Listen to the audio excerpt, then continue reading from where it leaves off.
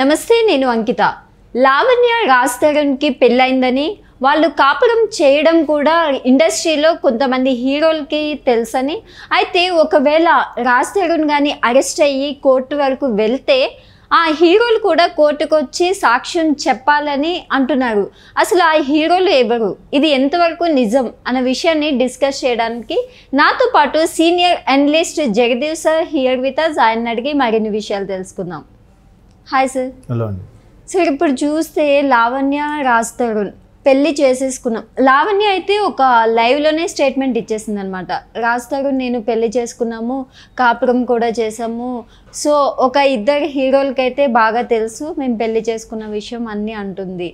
So that ఇప్పుడు Raj Tarun arrest అయితే వాళ్ళు వచ్చి సాక్ష్యం చెప్పాలి కోర్టులో అనేది కూడా నడుస్తుంది. సో ఇది ఎంతవరకు నిజం అంటారు? నిజంగానే ఆ హీరోలకి తెలిస్తే వాళ్ళు అయితే ఎందుకు స్పందించలేదు ఇప్పటి వరకు? వాళ్ళు ఎందుకు స్పందిస్తారు? వాళ్ళు ఎవరిని ఏమనలేరు కదా. ఒకవేళ రాజ్ తరుణ్ తప్పు చేశాడని తెలిసినా కూడా తన ఫ్రెండ్ కాబట్టి ఏమనలేరు. చూడరా బాబు ఏదోటి అడ్జస్ట్ చేసి సెటిల్ చేసుకో అన్నట్టుగా సజెస్ట్ చేయగలుగుతారేమో కానీ, లేదు వాళ్ళకి ఇంకా పెద్ద తలకాయల ద్వారా తెలిసి ఏవైనా సెట్ చేసుకుంటూ చేసుకోవచ్చేమో కానీ ఆ స్థాయిలో ఉంటుందని నేను అనుకోవట్లేదు. అండ్ మోర్ ఓవర్ ఇప్పుడు ఆవిడ ఆ ఇద్దరు హీరోలు కూడా ఆవిడ పేర్లు కూడా మెన్షన్ చేసింది. మేము గతంలో ఆవిడ చాలా ఫోటోలు చూపించిందమ్మా. ఆ ఫోటోలు కూడా మీడియాకి లీక్ అయ్యాయి. చాలా ఫోటోలు చూసాం. చాలా సరదాగా జోవియల్గా, ఒక దగ్గర అయితే ఆయన పంచి కట్టుకొని ఈమె చీర కట్టుకుని బొట్టు పెట్టుకున్న ఫోటోలు ఉన్నాయి. మామూలు క్యాజువల్గా సెల్ఫీలు దిగిన ఫోటోలు ఉన్నాయి. ఇవన్నిట్లో కూడా ఇప్పుడు జనరల్గా పోలీసులు కావాల్సింది ఇటువంటి సాక్ష్యాలే కదా. దాంతోపాటు అబార్షన్ కూడా గతంలో మేము కలిసి కాపురం కూడా చేసాం, పెళ్లి చేసుకున్నాం. అబార్షన్ అన్నట్టు కూడా దాని మీద కూడా ఇతను ఏదో సంతకం పెట్టాడు అన్నట్టు వార్తలు కూడా వస్తున్నాయి. అది ఎంతవరకు వాస్తవం తెలియదు. ఒకవేళ అదే గానైతే ఇంకా ఈయన నోబడీ కెన్ ఎస్కేప్ అనమాట. ఈయన ఎవరిని ఎస్కేప్ చేయించే అవకాశం ఉండదు. అయితే ఇక్కడ ఆ అడ్వకేట్ కూడా చాలా పవర్ఫుల్. ఆయన ఎవరు, శంకర్ గారు, దిలీప్ శంకర్ గారు.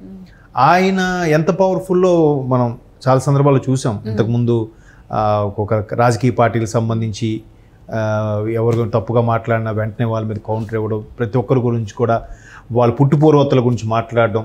నీ సంగతి నీ అంతు ఏంటి, నీ అంతు తెలుస్తా, నీ సంగతి నాకు తెలుసు, నువ్వు ఎంతవరకు ఉండాలో అంతవరకు ఉండు అన్నట్టు కూడా ఆయన చాలా సందర్భాల్లో చేశారు. అండ్ మేబీ బేసిక్గా ఆయన హైకోర్టు అడ్వకేట్. ఆయన చాలా పవర్ఫుల్. ఆయన అంటే ఇంతకుముందు కూడా కొన్ని ఎట్లాంటి చిక్కుముడులు కూడా ఆయన ఇప్పిన సందర్భాలు ఉన్నాయి. సో ఇప్పుడు ఏదైతే రాజ్ తరుణ్తో పాటు లావణ్య ఉన్నప్పుడు వాళ్ళకి జనరల్గా ఫ్రెండ్స్ అన్నాక అరే మేము కలిసి ఉంటున్నాం, రండి సరదాగా పార్టీ చేసుకుందాం, లేదంటే నేను ట్రీట్ ఇస్తాను మా ఇంటికి రండి, లేదంటే తను మిమ్మల్ని అన్ని పిలుస్తుంది రండి వెళ్ళి భోంచేద్దాం అట్లా అన్నప్పుడు వాళ్ళు కూడా పరిచయం అవుతారు కదా. పరిచయం. బట్ లావణ్య ఏం చెప్తుంది, అట్లా ఇంటికి వచ్చిన పరిస్థితి కూడా కాదు, పెళ్లి కూడా చేసుకున్నాం, దానికి వీలే ఫిట్నెస్ సాక్ష్యం. సో అట్లా పవర్ఫుల్ అడ్వకేట్ని ఆవిడ కన్సల్ట్ అయ్యి ఆమెకి అక్కడ చెప్పుకుందనుకో, చెప్పినప్పుడు ఏమవుతుంది, ఖచ్చితంగా ఈయన ఎవరెవరు వ్యక్తులు ప్రూఫ్స్ ఉన్నాయా అంటే లేదు సార్ వచ్చారు, వాళ్ళ నెంబర్స్ కూడా నా దగ్గర ఉన్నాయి, నువ్వు ప్రూఫ్ నిజమా కాదా, దానికి సంబంధించి ప్రూఫ్ చేస్తే అప్పుడు ఈయన పలానా వ్యక్తిని కోర్టులో ప్రవేశపెట్టడానికి సాక్ష్యంగా అడిగారు అనుకోండి, అప్పుడు వాళ్ళు రావాల్సిందే. లేదు నేను ఓన్లీ సాక్ష్యమే కాబట్టి నాకు అవ్వదని కూడా వాళ్ళు ఈయనకి రాజ్ తరుణ్కి ఏమైనా అదే ఇబ్బంది కలుగుతుందని చెప్పి వాళ్ళు స్కిప్ అయిపోవచ్చు, రాకపోవచ్చు. నేను సాక్ష్యం చెప్పడానికి నేను రాను, నాకు ఇష్టం లేదనో, లేదంటే వేరే ఇతర కారణాలు కూడా చెప్పొచ్చు. అక్కడ ఎందుకంటే వాళ్ళు కూడా బ్యాడ్ అవుతారు, బ్యాడ్ అవుతుంది మేబీ, అంతే కదా, బ్యాడ్ అవ్వచ్చు. లేదంటే పలానా రాజ్ తరుణ్ కోసం వరుణ్ సందేశ్ అనో నిఖిల్ అనో ఏవో పేర్లు చెప్పారు వాళ్ళు. ఇప్పుడు వరుణ్ సందేశ్ అంటే ఆల్మోస్ట్ ఆయన ఫేడ్ అవుట్ అయిపోయాడు. రీసెంట్ గా మళ్ళీ ఏదో వెబ్ సిరీస్ ఏదో తీసినట్టున్నాడు నిందా అని.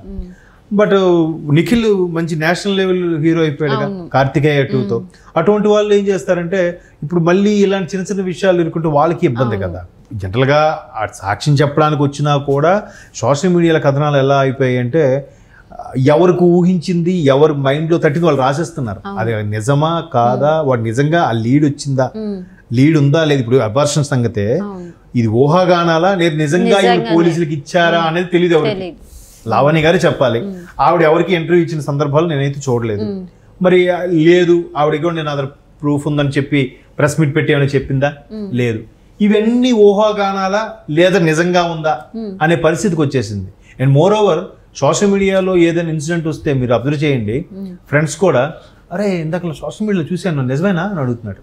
నిజమేనా అని అడుగుతున్నాడంటే సోషల్ మీడియాలో వచ్చేది వాడు పూర్తి స్థాయిలో నమ్మట్లేదు అని అర్థం కదా. అటువంటి మేమాంస దశలో అరే నిజమేనా అని అడుగుతున్నాడంటే కొన్ని ప్రోపగాండ కూడా అవ్వచ్చు.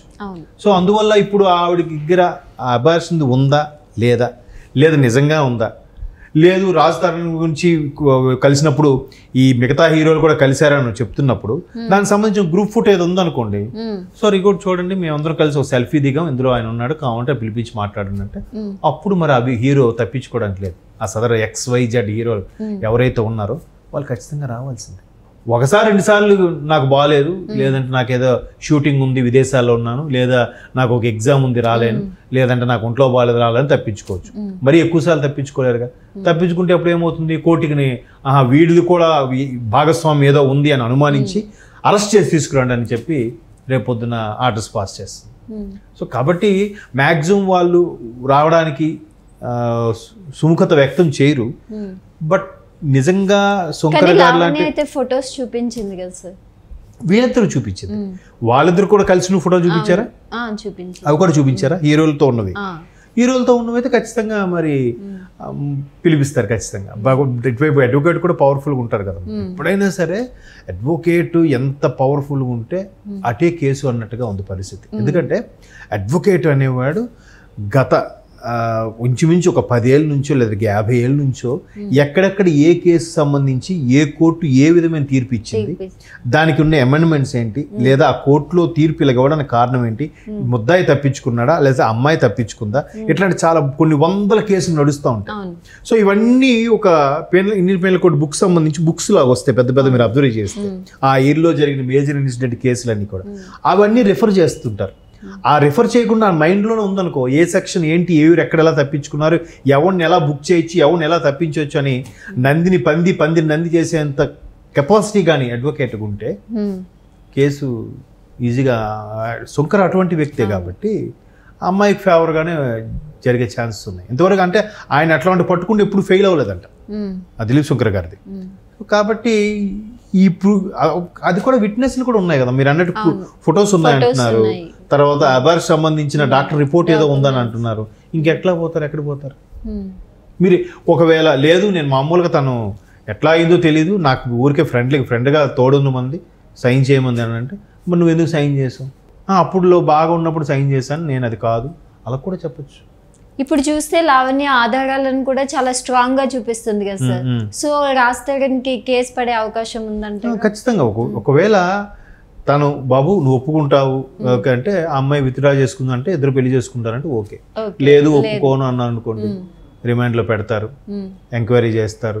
కాదు కూడదంటే మహా అయితే 3 నెలల తర్వాత బెయిల్ వస్తుంది, లేదా ఇలాంటివి కేసులో కాబట్టి ఒక 14 రోజుల తర్వాత 20 రోజుల తర్వాత కూడా బెయిల్ వస్తుంది.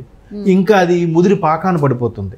నేను ఇంతకుముందు కూడా చెప్పాను, ఎప్పుడైనా ఇష్టంతో అభిమానంతో ఒప్పించి చేసుకోవాలి కానీ ఇట్లా ఆయన బతుకు బస్టాండ్కి ఈడ్చి ఆయన కెరీర్ ఇబ్బంది పడే పరిస్థితి వచ్చిన తర్వాత ఇంకా ఆయన ఎందుకు ఒప్పుకుంటాడు? ఇంకా వద్దురా బాబు లేకపోతే లేదు, ఎలాగో కెరీర్ పాడైపోతుంది నీ వల్ల, నేను నా నేము ఇమేజ్ అంతా డ్యామేజ్ అయింది, ఇంకా నేను ఎందుకు ఇది అవ్వాలనే మైండ్ ఆ స్టేటస్కి వెళ్ళిపోయాడు అనుకోండి, ఇంకెట్లా అవుతుంది? పైగా మన భారతీయ చట్టాల గురించి తెలిసిందే. ఇప్పుడు మళ్ళీ డ్రాగన్, మళ్ళీ వాయిదా. మరి ఇటువైపు కూడా సరిగ్గా ఒకవేళ శంకర్ గారు అంత పవర్ఫుల్ లాయర్ లేకపోయినా ఏముంటాడు, సార్ మా వాడు కొద్దిగా సినిమాలో ఉన్నాడు, కొద్దిగా బిజీగా ఉన్నాడు, కొద్దిగా నాకు ఇంకొక వాయిదా ఇప్పించండి. ఆయన కూడా చూస్తాడు మళ్ళీ ఎప్పుడు వాయిదా ఉంది, ఖాళీ ఉంది, ఇంకొక 1 నెల రోజుల తర్వాత 2 నెలల తర్వాత పెడతారు. ఇది ఇలాగా వెళ్తుంది. కొన్నాళ్ళకి ఏమవుతుంది, సోషల్ మీడియా కానీ మర్చిపోతుంది మళ్ళీ మామూలు. ఒకటైతే వాస్తవం, అంటే బలంగా ఉన్నాయి ఈయన ఎక్కడికి తప్పించుకోలేడు అనే వాదం ఒక వినిపిస్తుంది. ఇంకోవైపు ఒకవేళ అంత స్థాయికి వస్తే ఈయన ఒకటి సర్లే ఏదైతే అదామని చెప్పి అరెస్ట్ అయిన అవ్వాలి, లేదంటే ఇవాళ రేపు మనీ మేక్స్ మెనీ థింగ్స్ కదా, వేరే లెవెల్లో మాట్లాడి ఎవరెవరికి మధ్యవర్తులు పెట్టి ఎంత మాట్లాడించి సెటిల్మెంట్ కూడా చేయొచ్చు. ఇప్పుడు అమ్మాయి వైపు కూడా అంటారు కదా, అమ్మ ఇంత జరిగిన తర్వాత తన నీతో సక్రమంగా ఉంటాడు, కాపురం చేస్తాడు నమ్మకమే ఉంది, కాబట్టి ఏదో దొరికిన కాల్ది తీసుకొని మేము సెటిల్ చేస్తాం, మీకు ఇస్తాం, నీకు ఎంత భృతి ఇప్పిస్తాం, దాంతో నువ్వు సెటిల్ అయిపోతాయి, ఇంకంతే ఎవరి లైఫ్ వాళ్ళది అన్నట్టు కూడా చెప్పేవాళ్ళు ఉన్నారు. ఇవాళ రేపు విడాకుల కేసులు కూడా అట్లాగే నడుస్తున్నాయి కదా.